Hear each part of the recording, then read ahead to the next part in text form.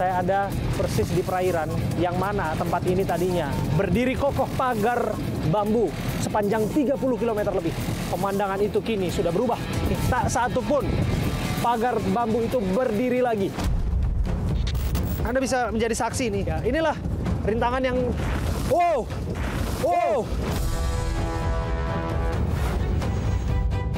Ada Pak Arsin, Pak. Berangkat tadi pagi. Kemana, Pak? Entahlah. Bisa dihubungkan kami dengan Pak Arsin? Nggak berani saya. Ada Rubiconnya juga. Rubiconnya kemana? Biasanya terparkir di sini ya, Bang ya? Biasanya parkir di sini ya. Apa betul Rubicon ini datangnya karena ada pengurusan sertifikat hak milik di pagar laut gitu, Pak? Pak Arsin ini mencatut identitas warga dalam proses ini semua. Betul tidak?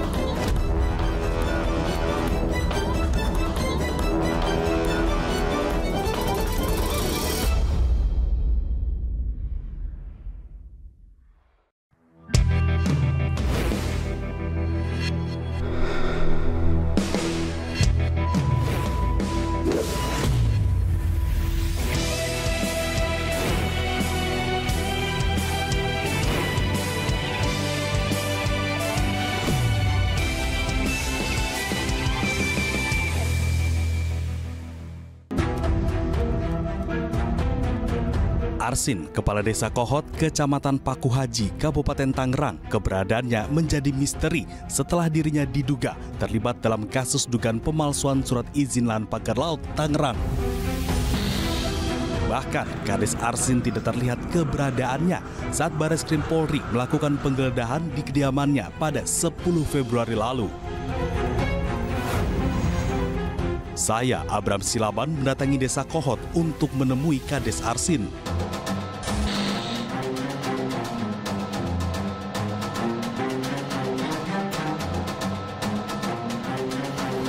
Sobat, saya ada di Desa Kohot, Kecamatan Paku Haji, Kabupaten Tangerang, Banten.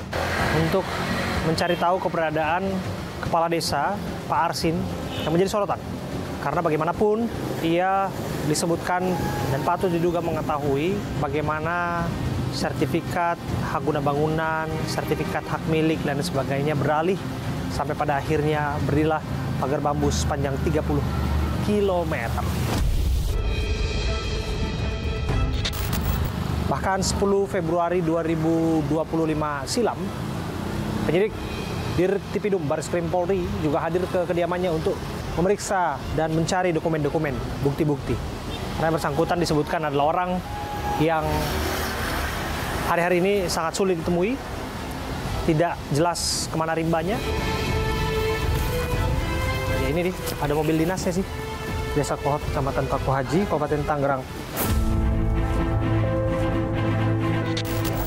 ARS. Arsin ini mobil dinasnya dia nih. Salah satunya ya.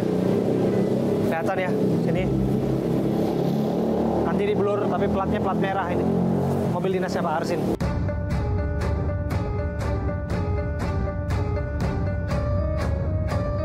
Ada Pak Arsin, Pak. Izin, Pak. Berangkat tadi pagi. Kemana, Pak? Entahlah. Oh, oke. Kami boleh duduk, Pak? Oh, oke.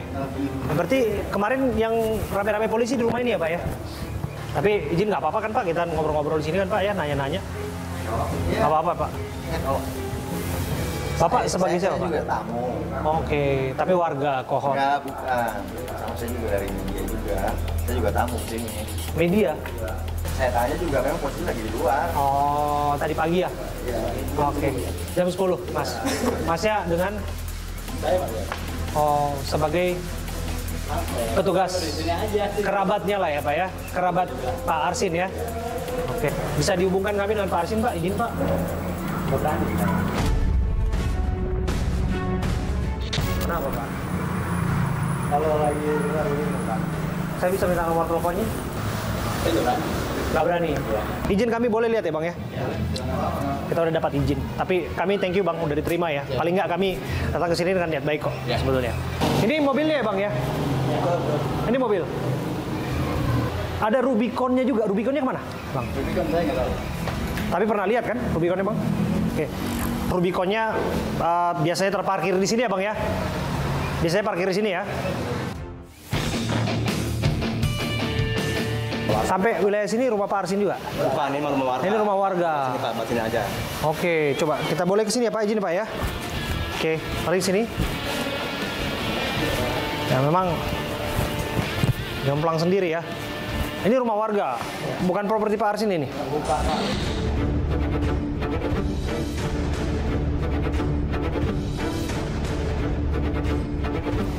Boleh kenalan Ibu, saya Abraham Ibu. Dengan Ibu siapa namanya? Ibu Email. Ibu Email, udah lama tinggal di sini ya? Lama. Jadi tetangganya Pak Arsin langsung ya. Ibu punya sertifikat juga? Punya sertifikat di laut-laut atau pernah disebut ambil KTP-nya oleh Pak Arsin segala macam nggak? Nggak pernah. Nggak pernah. Makasih ya. Dengan Ibu siapa tadi? Makasih ya Bu. Oke. Makasih Bu. Oke, kalau kita bisa ngelihat ada setapak demi setapak di sini ya, saya coba untuk ambil keterangan dari warga sekitar, karena itu penting bagi kita. Pak Arsin disebutkan pergi semenjak pagi. Dari pekerja dan juga dari kerabatnya menyebutkan demikian.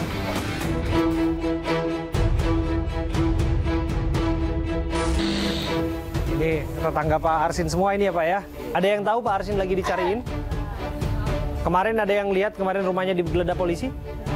Oh, nggak ada. Makasih ya Bu. Makasih Bu, makasih Ibu semua ya, pamit ya. Ya sobat, upaya kami untuk mencari keberadaan Pak Arsin, Kepala Desa Kohot, tak berhenti hanya ada di kediamannya, tapi kami juga melacak di kantor Desa Kohot. Ya, kami tiba, kantor desa sudah keadaan terkunci ya.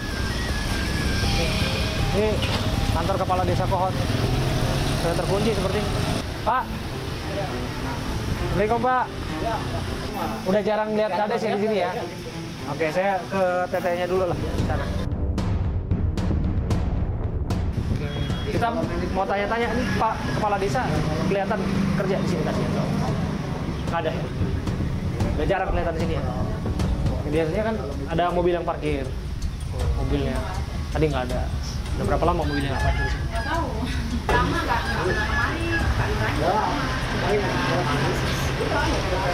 Oh, sejak kasus pagar laut udah lama nggak? Oh, jarang. Oke, semenjak rame-rame pagar laut ya. Udah nggak kesini lagi ya. Jangan-jangan antara ibu sama mbak yang di sana punya sertifikat yang katanya diduga dicatut, dijual gitu loh. Enggak, Pak. Istilahnya tanah mah memang nggak merasa punya. Kalau emang ada nama kita berarti itu disalahgunakan.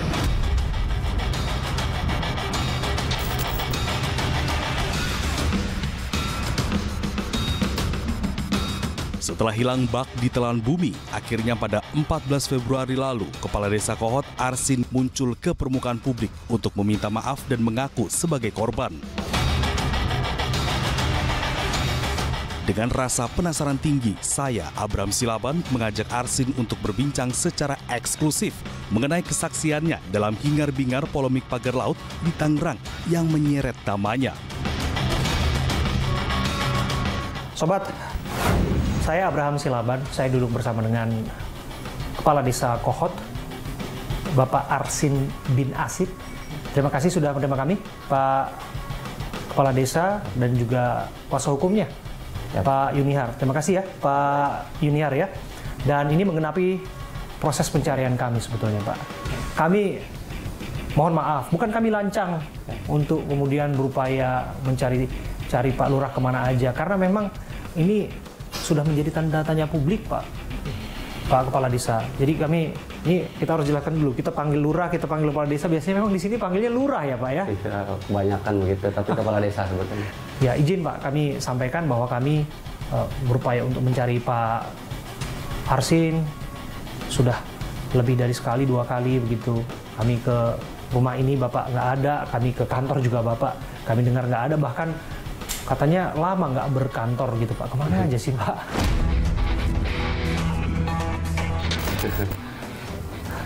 Saya nggak kemana-mana, cuman kan yang pertama emang badan saya kurang fit ya. Bapak bisa lihat sendiri. Cuman ya penyakit saya ya mungkin karena cuaca ada demam segala macam, batuk segala macam. Makanya kemarin aja kita berobat di rumah sakit sampai waktu di Mabes saja disiapin dokter ya, gitu. Bahkan dikasih obat juga sama dia. Sempat dirawat berarti Pak ya, Bapak di rumah sakit? Aduh, kalau dirawat enggak. Kalau dirawat malah ntar dibilang hilang beneran. Sebetulnya kami melihat ini ya, ini kita ada duduk di kantornya Pak Kepala Desa ini, Pak Arsin. Banyak saya lihat ini ada sertifikat. Ada beberapa sertifikat. Nah ini nggak tahu nih, ini penghargaan kah, ini sertifikat kah Pak? Ini, nih apa nih Pak? Seminar nasional, ya, siap. Program studi pasca sarjana magister hukum, no viral no justice. Ini diberikan kepada Arsin SH ini Bapak ya? Diberikan kepada Bapak ya? Iya, siap. Oke, Bapak sarjana hukum berarti Pak? Karena hukum Senin Kemis. Kalau nggak Senin Kemis. Oke. Kuliah begitu. Dari Sekolah Tinggi Ilmu Hukum Painan ya Pak ya? Siap. Menarik nih. Oh, saya tahu nih Pak nih. Ketua Umum BPP Pradin, Pak Firman Wijaya. Saya kenal nih Pak Firman Wijaya ini. Siap. Gitu Pak. Iya. Ya ini. Jadi Bapak mau bilang bahwa Bapak terus lakukan tugas dan tanggung jawab Bapak ya Pak ya? Siap. Selaku Kepala Desa. Pelayanan. Oh itu sampai jam 1 pagi juga Bapak lakukan? Iya, kalau lagi ada, kalau nggak ya nggak. Oh, tergantung ya. Namanya desa mah seperti itu. Okay. Bapak nggak dicari sama warga itu? Apa yang nggak dicari? Karena kan Bapak hampir seminggu, bahkan 2 minggu lebih gitu, hampir 2 minggu Bapak disebutkan nggak berkantor, terus kemudian ada urusan-urusan lain yang terbengkalai nggak Pak? Karena Bapak nggak ada di tempat gitu Pak? Nggak ada, warga mana? Warga saya tiap hari juga ada kok. Nggak, maksudnya kan Bapak ada di sini sebetulnya nginep tiap hari maksud Bapak? Lah bukan nginep di rumah saya, emang saya nggak kemana-mana. Yang bilang saya pergi siapa? Ya ini jangan di... Itulah yang saya tidak mau. Saya nggak pernah kemana-mana Pak. Ada di rumah ini sebetulnya Pak? Masa saya harus demi Allah, demi Rasulullah, cuma urusan kayak begitu? Saya ada. Oke. Ini yang bilang saya pergi kemana-kemana siapa? Pergi ke luar negeri punya paspor gak kagak, ngerti enggak saya paspor. Boro-boro apa, umroh aja belum saya. Saya tiap hari ada. Berarti saya pas kesininya aja Bapak lagi tugas di luar atau lagi pergi keluar. Biasanya keluarnya kemana itu Pak? Ya kadang-kadang rapat di kecamatan, rapat di kabupaten. Kadang-kadang kayak kemarin panggilan ke KKP. Kan? Urusan sama polisi. Iya panggil Kabreskrim, kan kayak panggil KKP. Okay. Saya jam 9 mulai ditanya itu dari jam malam lah itu pokoknya.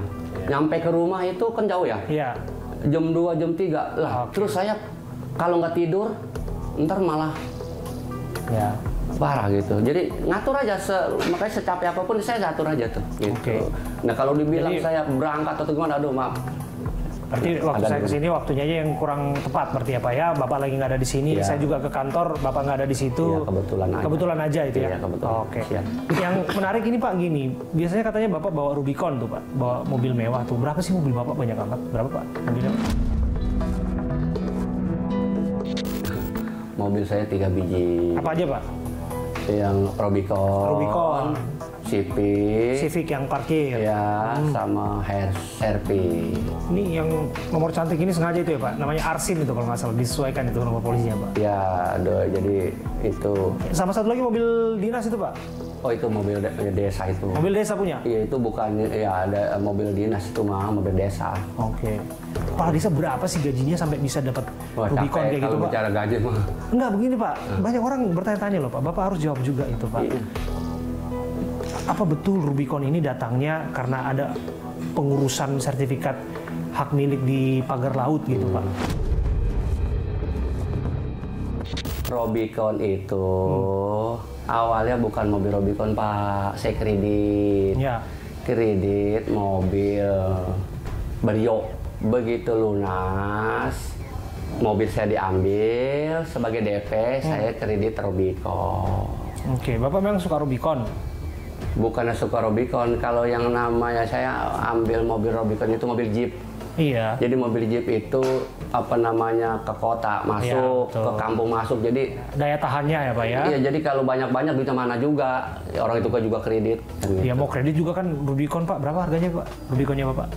Itu 800 juta kredit itu cashnya. 800 cashnya ya? Oke, Honda Civic-nya tahun berapa ini Pak? 2018. 2018. Tambah lagi CR-V. CR-V tahun berapa Pak? 2000 berapa itu lah, lupa saya. Oke, waktu udah jabat Kades atau sebelum Kades tuh CR-V Pak? Oh, udah jadi Kades. Udah, ya. Oke. Dan termasuk mobil dinas ini ya Pak ya. Nah ini publik bertanya-tanya, ini Bapak ini usaha apa Pak gitu? Jadi sampai bisa punya finansial yang membuat Bapak tuh dianggapnya ini di luar batas kewajaran gitu Pak. Ceritakan kepada kami Pak, ini hasil dari mana itu Pak? Jadi kalau saya itu sebetulnya punya ada kontrakan juga sih dari dulu lah. Ada kontrakan. Di daerah Kohot ini Pak? Di Kohot ada, di Kalibaru ada, dari dulu sebelum saya jadi kepala desa itu udah. Oke. Ada kontrakan ya Pak ya. Kami dengar ada usaha bengkel juga Pak? Anak yang punya usaha bengkel juga. Oke. Jadi memang Bapak mau mengatakan bahwa ini semua nggak terkait dengan apa yang dituduhkan? Tidak. Jadi itu murni dari hasil jerih keringat Bapak? Tidak. Bukan karena dikasih oleh seseorang kan Pak? Enggak. Karena urusin pagar laut Pak? Waduh, apalagi saya nggak pernah ikut campur, nggak tahu. Emang kagak tahu kok. Oh, nggak tahu sama sekali itu Pak. Nah itu dia Pak, makanya kita harus jelaskan duduk perkaranya sampai pada akhirnya Barreskrim datang ke sini Pak. Kalau Barreskrim nggak datang ke sini, kita nggak akan kemudian mencari Bapak dan mencari tahu apa sesungguhnya yang Bapak ketahui gitu Pak. Karena disebutkan Barreskrim sudah memeriksa Bapak. Status kasusnya sekarang penyidikan. Banyak yang menduga-duga Bapak disebutkan sebagai potensial suspek atau bisa jadi dia tersangka dalam kasus ini gitu loh Pak. Nah, waktu kemarin datang Barreskrim ke sini tanggal 10 Februari, Bapak itu lagi ada di mana? Di sini atau di mana? Kebetulan lagi ada urusan rapat di Tangerang. Di Tangerang, Ya. Jadi nggak ada di rumah ya Pak ya? Ya. Kan disebutkan bahwa ada juga narasi ya, ini narasi Pak. Disampaikan di media sosial, ada juga beberapa yang sudah menyiarkannya, disebutkan ada pengamanan desa yang ikut mengamankan setiap kali Bapak ada atau di sekitar rumah Bapak segala macam gitu Pak. Itu benar atau nggak Pak? Nggak ada pengamanan. Nggak ada itu? Nggak ada.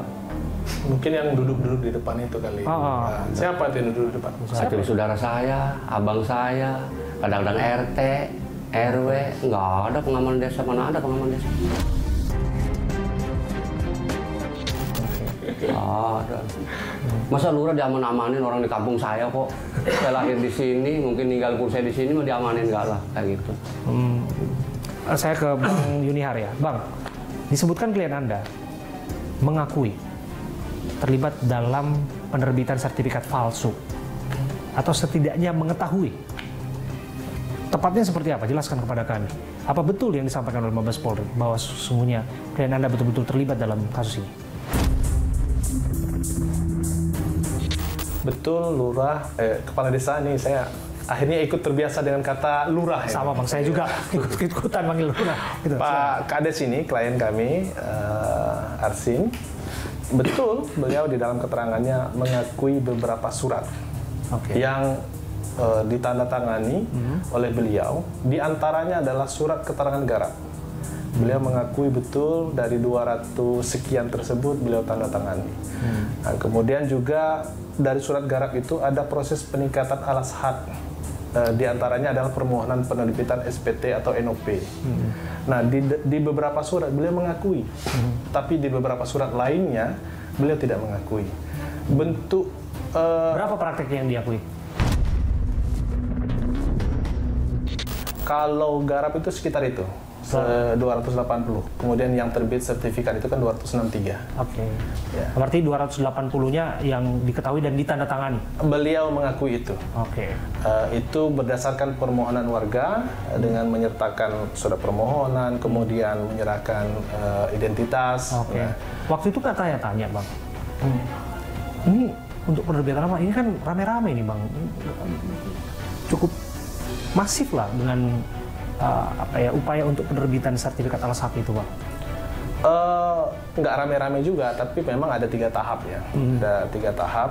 Nah, kalau kemudian data dan dokumen yang diserahkan kepada pihak yang ketiga yang beliau pernah sebutkan itu, ya memang secara gelondongan kan gitu.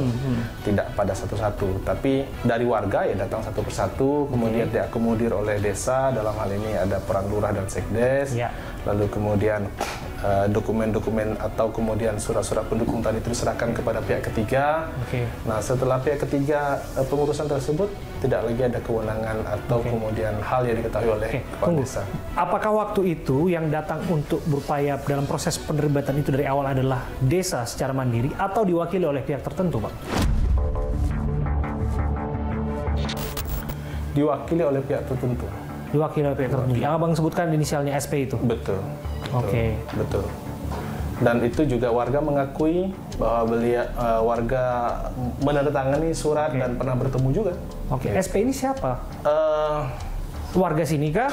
Warga luar. Warga di luar. Dia bertindak atas nama kuasa warga. Berdasarkan keterangan yang diperoleh oleh dari kepala desa dan kemudian sekdes, di awal beliau menjabat ini, pihak ketiga tadi itu datang menawarkan beberapa hal, diantaranya adalah membantu pengurusan dalam rangka peningkatan alas hak itu, dari garap dan seterusnya ke atas. Nah, tentu sebagai kepala desa pada saat itu merespon positif. Kenapa? Karena ada pihak yang mau membantu. Dan tidak ada biaya yang timbul. Nah, saya kira hal yang ditanya tidak posisinya di mana waktu itu, karena kan kalau nah kan sertifikat itu kan harusnya kan tujuannya kan jelas. Kalau posisinya adalah di atas laut, harusnya ini kan udara bertanya-tanya, kok ini posisinya di desa kita tapi kok dia ada di atas perairan ya? Nggak bertanya waktu itu, Pak. Pada saat itu garap. Surat yang dikeluarkan oleh desa itu berdasarkan tupoksinya itu adalah surat keterangan garap. Nah, kalau tanah garap tentu instrumen lain seperti letter C dan girik ataupun tidak ada. Nah, dari surat garap itu kemudian desa memfasilitasi dan dokumen-dokumen yang dibutuhkan itu diserahkan kepada pihak ketiga untuk proses peningkatan alas haknya. Tapi yang menarik adalah ini kita harus tanyakan juga bahwa disebutkan ada keyakinan dari Pak Lurah atau Pak Kepala Desa ini, Pak Arsin, perairan itu adalah daratan. Perairan itu tadinya adalah empang yang terabrasi. Betul demikian, Pak Arsin? Lurah jawab, karena Lurah yang tahu terhadap wilayahnya. Sampai pada akhirnya Anda punya keyakinan itu tadi untuk memproses itu semua, Pak? Ya, dulu itu empang karena terkikis, abrasi. Tuh, di desa Kohot ada. Jadi sampai sekarang Bapak meyakini bahwa itu adalah daratan yang terabrasi tadinya ya, Pak ya? Iya, abrasi. Dulunya darat, abrasi ya. Data apa yang membuat Bapak begitu yakin, Pak? Selain Bapak bahwa warga di sini itu cerita dari turun-temurun dan sebagainya, karena gini Pak, kan juga kita juga nggak bisa pakai kacamata kuda juga bahwa itu dulu daratan yang terabrasi, tapi kan kita lihat udah bentuknya perairan kan sekarang gitu. Jadi kalau kita mau nerbitin sesuatu kita juga harus tanya-tanya sama instansi terkait, itu benar nggak? Dulu daratan, ini benar nggak bisa terbit HGB atau sertifikat hak milik? Karena tentu klien Anda harusnya juga sudah tahu bahwa ujungnya ini adalah penerbitan dari sertifikat guna bangunan ataupun hak milik, gitu, hak guna. Bagaimana menurut Bapak? Ya, beliau meyakini di antara yang hari ini sudah terabrasi itu dulu pernah darat kan gitu. Nah, cuman kan pertanyaannya apakah surat garap itu terbit masih ada daratannya? Nah, maka ini kemudian tugas dari penyidik lah untuk bisa menggali itu lebih jauh. Tapi berdasarkan keyakinan beliau di dalam keterangannya, ia mengakui bahwa pada saat surat itu dikeluarkan, ada yang memang sebagian darat, yang sekarang masih ada daratan, ada juga yang memang lautan diakui sebagai daratan, gitu. Dan beliau gentle kok mengakui itu. Nah, pengakuan itu sebagai kesilapan saja, itu sebagai mistake saja, atau jangan-jangan kan ada dalam tanda kutip ya upaya untuk, mohon maaf ya Pak, kita juga harus tanya ini, upaya penyuapan dalam hal ini di situ. Saya jawab, kalau penyuapan tentu beliau yang lebih paham. Tapi dalam konteks kenapa kemudian timbul surat garapan dibuat oleh Lurah? Pertama, beliau bagian dari pelayanan publik. Warga datang nih. Iya, betul.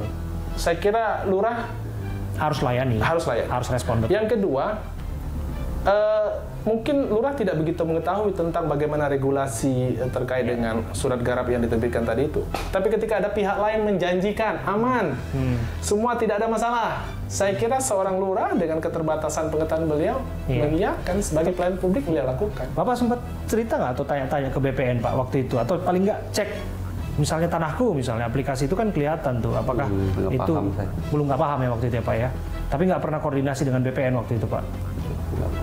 Disebutkan lagi bahwa Pak Arsin ini mencatut Pak, mencatut identitas warga dalam proses ini semua, betul tidak Pak?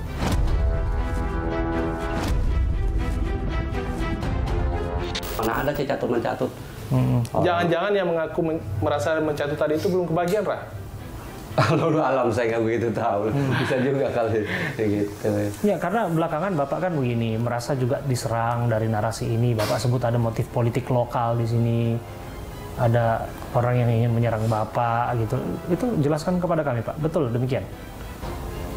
Ada orang yang nggak milih Bapak waktu jadi kades. Ya normatif kalau pilih memilih yang nggak perlu kepala desa, bupati juga ada yang memilih, ada yang enggak kan, itu mah nggak perlu saya. Disitulah saya nggak mau ngomong, kenapa makin gaduh itulah Pak, saya nggak mau, biarin aja lah. Itu benar itu Bang, soal apa itu, motif politik lokal, anti Pak Arsin. Nah, politik desa itu, politik lokal desa itu memang masih relatif kenceng ya. Pilkades itu sudah mengalahkan pilkada dan pileg. Oh masa? Iya, pilkades itu mengalahkan sepanas itu? Sepanas itu. Nah, sehingga saya kira wajar ketika dari dua calon ada yang kalah, ada yang menang.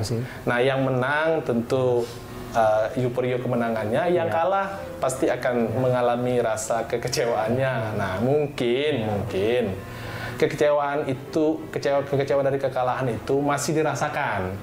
Nah, ditambah lagi memang ada isu viral ini, kan gitu.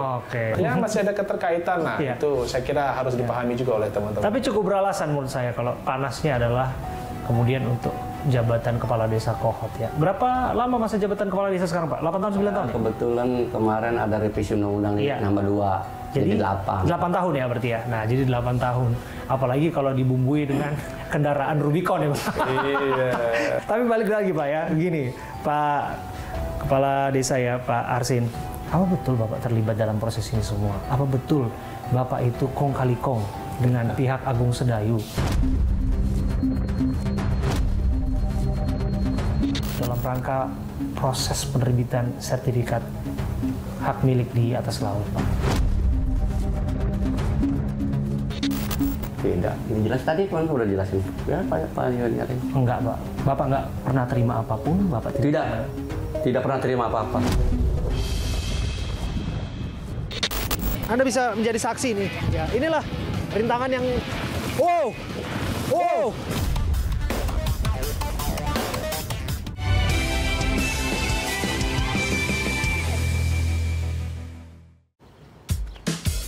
Kakak bangga deh kamu berhijab.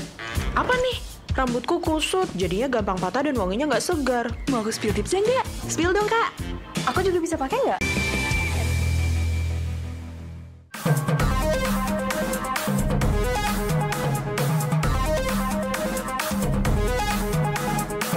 Bapak nggak pernah terima apapun, Bapak tidak pernah terima apa-apa. Makanya kalau ada yang dibilang ini sama siapa? Ini nggak beda tadi. Di desa yang senang sama saya nggak, yang namanya dipilih mah Pak.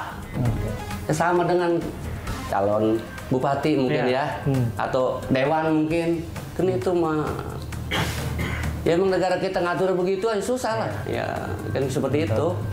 Sehingga wajar kalau kemudian ada isu-isu lurah kaya dapat dari sana, dibayar, ikut terlibat. Ini terlibat lah. Enggak. Cuman saya mah begini, ya karena saya ini kepala desa, pemimpin, biar dia nggak seneng kata itu warga saya. Jangan apa pada ribut, gaduh, kan nanti yang saya juga yang pusing. Betul, Pak. Itu aja sih saya. Bapak merasa nggak dikambing hitamkan, Pak? Bapak merasa nggak jadi orang yang dipersalahkan, jadi semua yang menanggung beban ini, Pak? Saya nggak mau, ini aja nggak mau. Gimana? Yang jelas saya kan kira udah sampai enggak sakit lah ya. begini. Saya kira enggak. Anda melihat bahwa ada upaya untuk mengambing hitamkan klien Anda? Karena Anda sebutkan tadi ada pihak ketiga SP yang tadi pada akhirnya disebutkan patut diduga mengelabui klien Anda di batas pengetahuannya ikut dalam proses yang sedang dalam penyidikan saat ini? Ya, kalau tidak ada proses yang dilakukan oleh Bareskrim atau APH yang lainnya, mungkin penggiringan opini itu akan berhasil. Siapa yang mau kemudian hari ini dihukum? Kan tidak ada. Betul. Nah, kalau kemudian lurah dianggap hari ini diam lalu dianggap adalah pihak yang bersalah, tadi kita sudah sama-sama dengar bahwa tidak ingin gaduh saja, tidak ingin menambah kegaduhan suasana ini. Tapi kemudian hari ini beliau harus speak up, harus menyampaikan itu bahwa di tengah hujatan publik, di tengah penghakiman yang sudah berjalan di media sosial dan sebagainya. Luar biasa. Saya kira media sosial ini luar biasa. Kadang tidak manusiawi gitu. Di media sosial Bapak disebutkan banyak narasi, banyak cerita dan sebagainya, dihakimi publik dan sebagainya.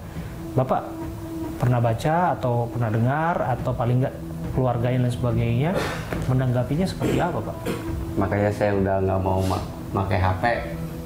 Kalau anak dan istri saya juga kadang-kadang nangis pada gini-gini, ya saya saranin sama Allah aja lah. Yang benar ya benar itu. Nah, contohnya sekarang kan hukum kan udah berjalan. Gitu. Dan Bapak akan siap dalam proses ini untuk mengikuti proses hukum yang berlaku bila perlu untuk membuka yang terang-terangnya terjadi, Pak. Ya kalau nggak siap saya nggak mungkin dipanggil ke KKP, ke Mabes nggak datang. Itu bukti saya siap. Apakah kemudian akan melihat peluang untuk justice kolaborator? Saya kira itu masih dikaji ya, karena memang proses penyidikan dan penyelidikan ini masih berproses ya. Apakah kemudian itu menjadi alternatif atau tidak, kita lihat perkembangannya saja. Oke, terima kasih Bang Yunihar, Pak Arsin bin Asip. Terima kasih ya Pak Kepala Desa sudah menerima kami.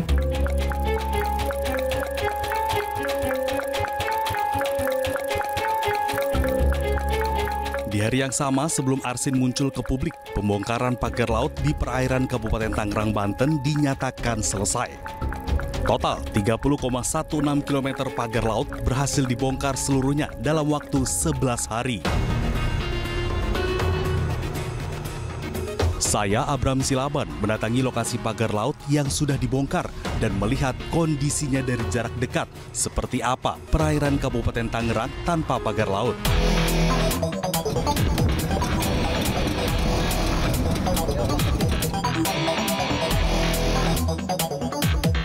Ya, sobat, saya Abraham Silaban. Saya ada di Tanjung Pasir di daerah Tangerang, Banten. Saya ingin menunjukkan sesuatu yang berbeda hari ini. Saya ada persis di perairan yang mana tempat ini tadinya berdiri kokoh atau dihiasi dengan pagar bambu sepanjang 30 km lebih. Saya hadir di sini untuk menunjukkan kepada Anda bahwa pemandangan itu kini sudah berubah. Di belakang saya saat ini tak satu pun pagar bambu itu berdiri lagi, karena satu persatu pagar itu sudah dirubuhkan dan dicopot oleh petugas yang merupakan bagian dari Satgas di bawah komando TNI Angkatan Laut.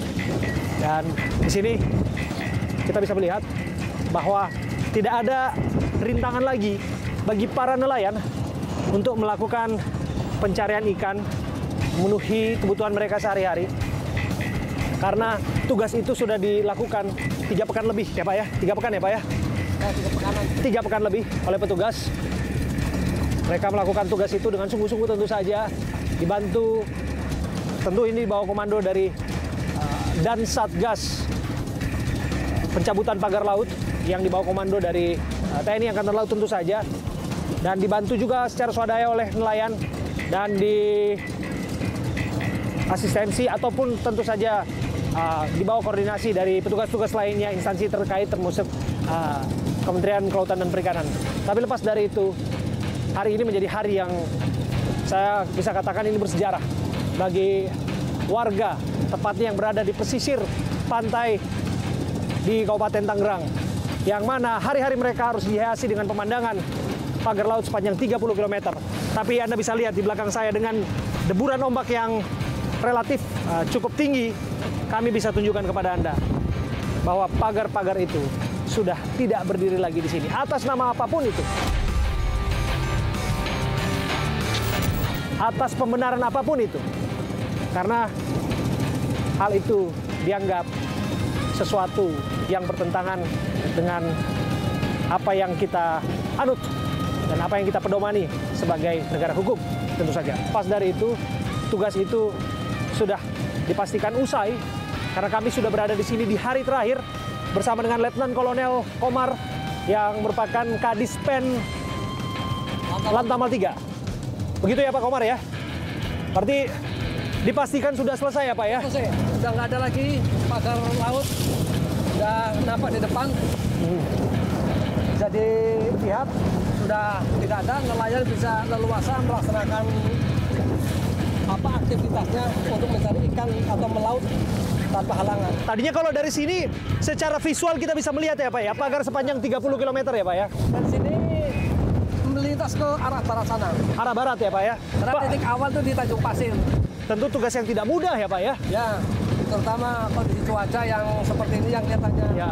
landai, ternyata deburan angin itu Ya. sebenarnya menjadikan ombak itu Iya. besar.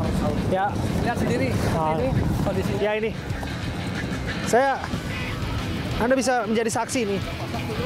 Basah kuyup saya. Ya, inilah rintangan yang wow.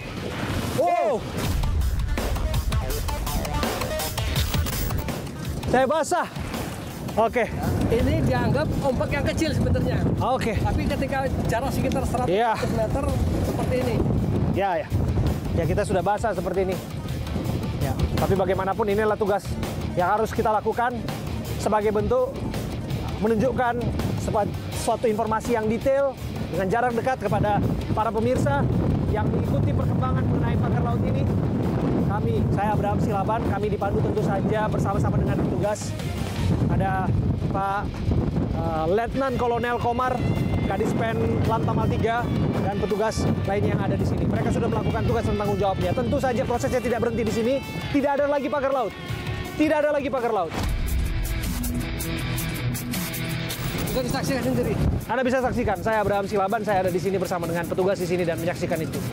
Dan kita akan lihat pagar-pagar laut itu saat ini sudah terdampar dan saat ini sudah hanyut.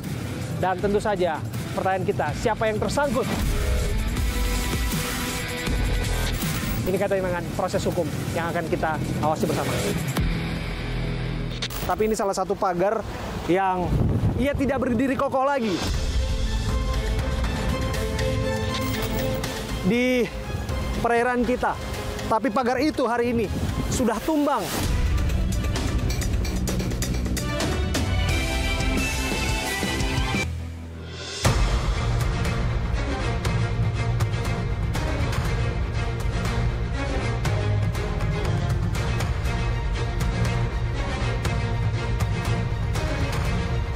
Sobat, kita akan melihat di mana pagar bambu itu sudah tidak berdiri lagi.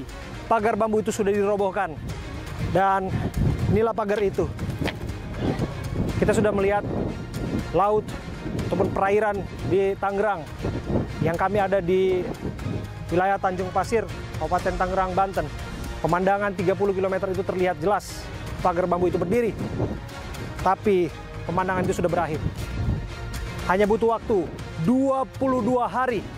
Para petugas melakukan tugasnya untuk memastikan bambu-bambu ini tidak berdiri lagi di perairan Tangerang.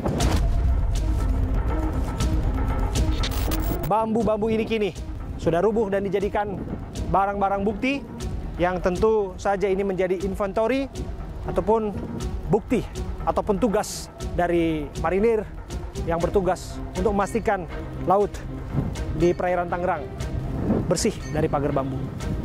Tentu ini hanya sedikit saja. Beberapa bambu disebutkan sudah diambil untuk didaur ulang oleh nelayan. Mereka pergunakan untuk kepentingan-kepentingan lainnya. Nanti saya akan berbincang bersama dengan Komandan Satuan Tugas Pembongkaran Pagar Laut yang merupakan Komandan Lantamal 3, Brigadir Jenderal Marinir Hari Indarto, yang akan menjelaskan kepada kita tugas yang sudah diselesaikannya dengan sempurna.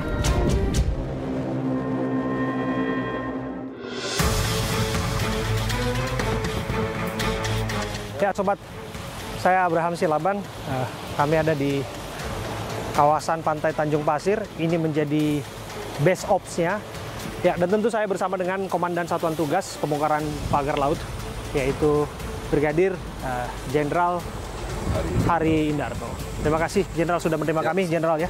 Dan kami tadi ikut di hari terakhir Jenderal, dan kami juga menyisir sekitar perairan laut Tangerang dan menyaksikan bahwa tempat ini yang tadinya berdiri kokoh pagar laut, tapi hari-hari ini kita sudah melihat itu lenyap, itu sudah tiada. Jenderal, bisa ceritakan kepada kami bahwa dipastikan 30 km yang sempat menjadi fenomena belakangan ini sudah dipastikan tidak ada lagi. Betul ya, Jenderal? Betul. Setelah berjibaku selama kurang lebih 22 hari sini, ya, 22 hari kita di sini, tapi karena situasi dan kondisi yang tidak memungkinkan, akhirnya ya sesuai dengan target kami 10 hari, walaupun tambah 1 hari, agak meleset. Kembali lagi karena faktor cuaca. Di pembongkaran yang terakhir 1,2 kilo ini, sekaligus nanti mereka kembali untuk melaksanakan pembersihan, mengecek lagi mungkin ada spot-spot yang ada yang tertinggal, atau mungkin masih ada batang-batang yang tercatat 1-2 orang. Harapannya yang tertinggal itu tidak membahayakan bagi para nelayan yang ditinggalkan sini. Berapa kekuatan tim yang diterjunkan selama 22 hari total? 22 hari kurang lebih ada bersama nelayan 900-an orang. Dari unsur Angkatan Laut sendiri 450, kemudian ada dari Polairut, dari KKP, dari Bakamla, kurang lebih 900-an orang. Di luar nelayan ya. Artinya selain bahwa kendala cuaca, tidak ada tantangan yang berarti ya? Tidak ada resistensi dan sebagainya, Jenderal? Tidak ada, tidak ada. Dan bicara mengenai kekuatan, saya sudah singgung di belakang saya ini, Jenderal, ini kan ini adalah salah satu kekuatan juga. Ya, betul. Taktis yang diterjunkan. Betul. Banyak orang salah paham. Betul. Mereka menyebutnya ini kendaraan amfibi, kendaraan tempur yang juga secara simbolik diturunkan di sini, Jenderal. Bisa kemari kita, Jenderal. Ya. Cerita kepada kami, betul ini Jenderal kekuatan ya, yang kita sudah lihat di hari pertama di tempat ini juga hadir untuk kemudian melakukan pembongkaran pagar laut. Ceritakan kepada kami tentang kendaraan ini, Jenderal. Terima kasih. Jadi selama pembongkaran pagar laut ini, setelah pelaksanaan evaluasi pembongkaran yang pertama, untuk lebih mempercepat, akhirnya kita pergunakanlah ini 2 LVT dan 1 kapal. Memang benar ini adalah amfibi, Mas. Jadi bisa di darat, bisa di laut. Di balik kehebatannya 3 rampur ini tetap ada sisi-sisi lemahnya. Jadi ini tidak tiap hari kita pergunakan, mana salah cuaca mendukung, baru kita gunakan rampur. Kemudian kita juga lihat 1 kapal. Ini apa? Kendaraan pengangkut arteri. Ini lebih pada run up seperti ya, Iya, betul. Jadi untuk mengangkut arteri sebenarnya, tapi bisa dulu dimanfaatkan untuk mengangkut material-material yang lain. Selain bahwa kami dengar juga kapal-kapal nelayan juga dioptimalkan ya? Ya, otomatis. Ya? Ya, betul. Justru memotivasi kita ingin lebih mempercepat ini karena ya selain membantu nelayan, justru semangat dari nelayan itu sendiri yang mensupport kita untuk melaksanakan pencabutan pagar laut ini. Boleh kita bergeser, Jenderal, ke arah pantai ya? Ya. Ini dia nih. Ini salah satu pagarnya ya, Jenderal ya. Ini bisa lihat nih. Betul. Ini bisa Anda lihat. Ya. Ini adalah pagar salah satu yang tadinya sudah diambil oleh nelayan ya, Jenderal ya. Ada beberapa yang kemudian dimanfaatkan kembali. Betul. Tapi ini salah satu pagar yang ia tidak berdiri kokoh lagi. Di perairan kita. Tapi pagar itu hari ini sudah tumbang. Dan itu tugas yang dilaksanakan oleh marinir kita. Dan tentu saja juga nelayan-nelayan yang bertugas. Dan tentu bambu-bambu ini juga sudah dicopot, sudah ada di daratan, sebagian juga didaur ulang sepertinya. Ya, jadi bisa saya sampaikan juga, khusus untuk bambu-bambu, ya selain KKP, kemudian Polairut, terus kemudian kita sendiri, sebagian kita kumpulkan sebagai barang bukti. Kemudian yang lainnya, atas permintaan dari sebagian masyarakat, yang lainnya saya kumpulkan, yang lainnya lagi masyarakat dengan kesadaran sendiri mengumpulkan. Karena bisa dimanfaatkan untuk membuat bagan, membuat keramba, kemudian membuat para untuk berteduh, semuanya dimanfaatkan. Jadi tidak ada yang terbuang untuk masalah bambu ini. Tapi ini pun yang kita pegang di sini, ini termasuk sisa ya Jenderal ya. Sisa, ini tinggal menunggu waktu, barangkali ada nelayan yang melihat diambil saja. Karena ini bukan bagian dari barang bukti. Untuk inventaris kami sudah melihat ada di sana Jenderal. Nanti kami akan tunjukkan kepada pemirsa. Tapi yang jelas bahwa bambu itu sudah tidak berdiri lagi di laut kita ya Jenderal ya. Betul. Saya merinding nih Jenderal. Betul, saya merinding betul nih. Karena bambu yang tadinya disebut berdiri kokoh sepanjang 30 km. Bahwa nelayan-nelayan kita harus mengitarinya untuk mereka mendapatkan pencarian. Tapi kini itu tidak lagi jadi rintangan. Betul. Itu bisa dipastikan. Bisa dipastikan. Karena saya juga tadi sudah ke tengah, kami didampingi tadi oleh Kadispen dari Lantamal 3. Betul. Dan kami bersama-sama melihat sudah tidak ada rintangan lagi. Dan ini juga dikonfirmasi juga oleh komandannya. Iya, betul. Terima kasih sekali lagi. Terima kasih. Hormat kami. Terima kasih. Saya mewakili rakyat, kami menghormati dan sungguh menghargai tugas-tugas yang dijalankan oleh marinir. Terima kasih sekali lagi. Kalau kita lihat, ini ada 2 foto ataupun 2 citra satelit.